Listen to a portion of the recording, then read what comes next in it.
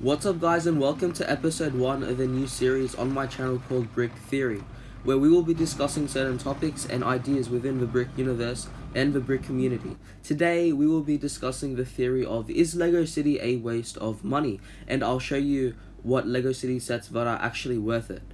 Before we get started, I just want to say I'm a huge Lego fan and have been for nearly 10 years now, which is like 2/3 of my life. So if I say anything negative about Lego, just know I'm being as objective as possible. Just a quick disclaimer, whatever I'm about to talk about here doesn't apply to all Lego sets, just a few, and I feel this is more prevalent in the Lego City lineup. Lego has been consistently overpricing many of its Lego City sets for the past 5 years or so. For example, this is set 60281, the Fire Rescue Helicopter. It has 212 parts and retails for $40 US. That comes to about 19 cents per part, and that is ridiculously overpriced. And there are tons of other sets just like this that have an awful price per part ratio. And not just those that have come out recently. Another example is set 60132, the Lego City Service Station, that came out in 2016.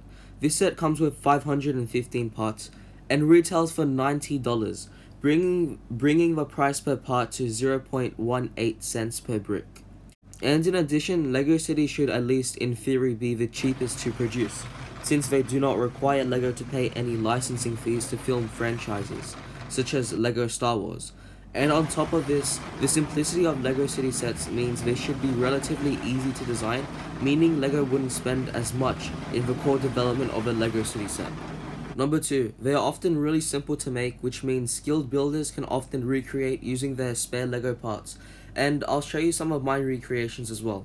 And also, not much new building techniques can be learned, because well, of the simple nature of Lego City sets. Alright guys, here are my 2 custom Lego police cars that I made in correlation with my custom Lego police station.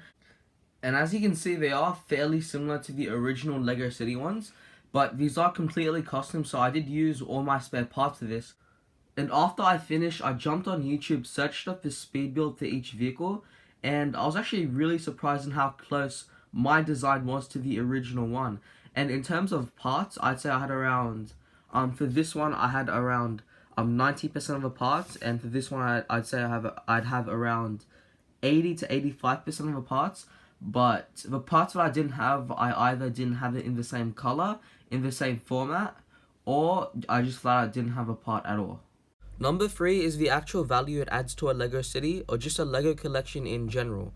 This applies to more of a larger city center type sets, and sets that include buildings in them.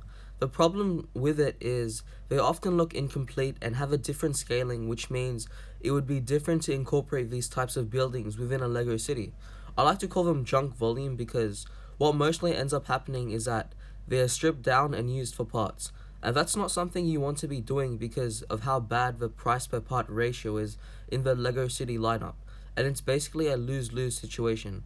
Also, if we compare the 2021 Police Station Modular to the Lego City equivalent, there's no way that the Lego City one will look good or even work in a proper custom Lego City.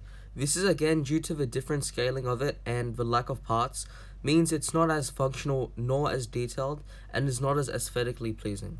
Also, keep in mind what we just discussed doesn't apply to all Lego City sets, just some, and others are actually very worth it. For example, the one that came out this year, set 60292 City Center, which retails for $100 and has 790 parts, giving it a pretty solid 7.9 cent price per part. And to put that into perspective, the 2019 Corner Garage Modular had also a 7.9 cent price per part ratio.